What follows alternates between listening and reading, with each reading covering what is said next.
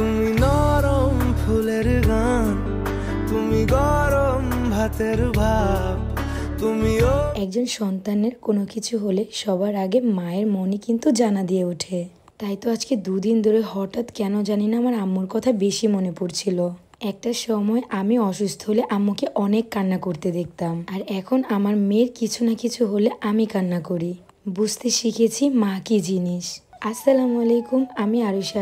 আজকে একটি ভিডিওর ব্লগ নিয়ে চলে এসেছি আপনাদের মাঝে। আমার ভালোবাসার মানুষরা, তোমরা সবাই কেমন আছো? হঠাৎ করেই সোহা মামামের অনেক জ্বর আসে। সারা রাত আমি অ্যান্ড সোয়ার পাপা মিলে একসাথে বসেছিলাম সোহা মামনিকে নিয়ে। আল্লাহ, একদম মাখনের মতো মনে হইতেছে কি বড় দিমু খাইয়ে ফেলতে হইতেছে। মাখনের মতো বইলা আবার হাতে ডলতাছো মানে কি? খাবার জিনিস মানুষকে হাতে মাখে? এটা খাবারের জিনিস না, এটা হচ্ছে বডির। এটা কি? ফুল বডি ফর্সা করে, ব্লুয়েট লাজার বডি ক্রিম। তাই নাকি? হ্যাঁ, এটা দিলে স্কিন পুরো মাখনের মতো তুলতুলে হয়ে যায়।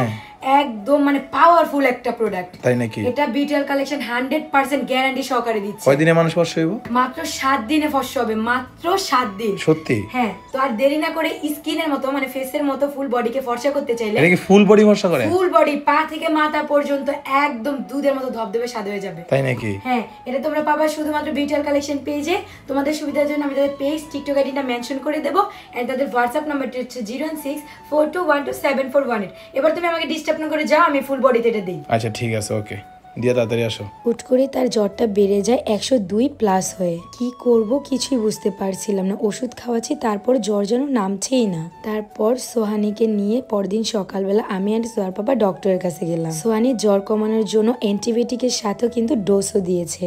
আলহামদুলিল্লাহ, ডোজটা দেওয়ার পর আমার সোহা মামাম একটু হাসছে। কেন আগে থেকে বুঝতে পারি না যে আমার মাম্মাটা অসুস্থ হবে? তাহলে তো যা করলে সুস্থ হয়ে যাবে আমরা তাই করতাম। ছোট ফেরেস্তার মতো বাচ্চারা, তারা কি কখনো নিজের ফিলিংসের কথা বলতে পারে? শুধু কান্না করিয়ে আমাদেরকে বুঝিয়ে দিতে পারবে। আর তার এতটাই জ্বর উঠেছিল, আমি কি থুয়ে কি করব কিছুই বুঝতে পারছিলাম না। মা মা করে খালি জড়িয়ে ধরেছিল। সোহানি যখনই সুস্থ থাকে মাশাআল্লাহ আমার সাথে, সোহার পাপার সাথে, সবার সাথে খেলে। অবশ্য ওর চোখ দেখে বুঝতেই পারতেছেন আমার মাম্মাটা কতটা সিক। এতটা জ্বর ছিল, তারপরও তার মুখে হাসিটাও ছিল। সত্যি, মা ছাড়া মা হওয়া অসম্ভব।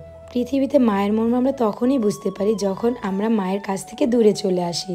অথচ একটা সময় মার কোনো কথাই আমরা শুনতাম না। আমার লক্ষ্মী মাটা একবার আমার কোলে তো একবার তার পাপার কোলে। চোখে কত ঘুম, তারপরও যেন জ্বরের তৃষ্ণায় ঘুমাতে পারছিল না।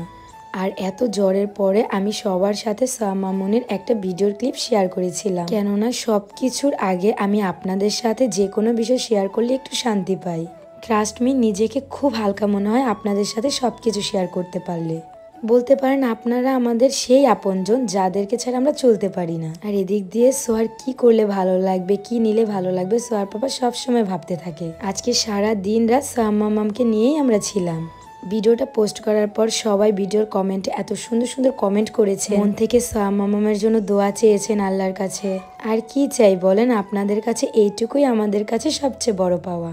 আরেকটা কথা, সবাই বলতেছে নজর লেগেছে বলে বিধায় এত জ্বর এসেছে। আসলে এর হচ্ছে নিষ্পাপ। এদেরকে আমরা ভালোবাসা ছাড়া, দোয়া করা ছাড়া অন্য কিছু তাদেরকে নিয়ে আমরা ভাবতে পারি না। যখন সোহা মামনি তার পাপার সাথে খেলা করে, বিশ্বাস করেন আমার খুব ভালো লাগে। একটু জ্বর কমেছে তাই তো তার পাপার সাথে সে খেলা করছে। মা রে, তোকে ছাড়া আমাদের সবকিছু যেন অন্ধকার। যেদিন থেকে সোহা মামাম আমাদের কোলে এসেছিল সেদিন থেকে আমাদের দুঃখ কষ্ট সবকিছু চলে গিয়েছে। মাম্মামটার জন্য সবাই দোয়া করবেন, খুব তাড়াতাড়ি যেন সুস্থ হয়ে যায়। সবাই ভালো থাকবেন, সুস্থ থাকবেন। আল্লাহ হাফেজ, টাটা।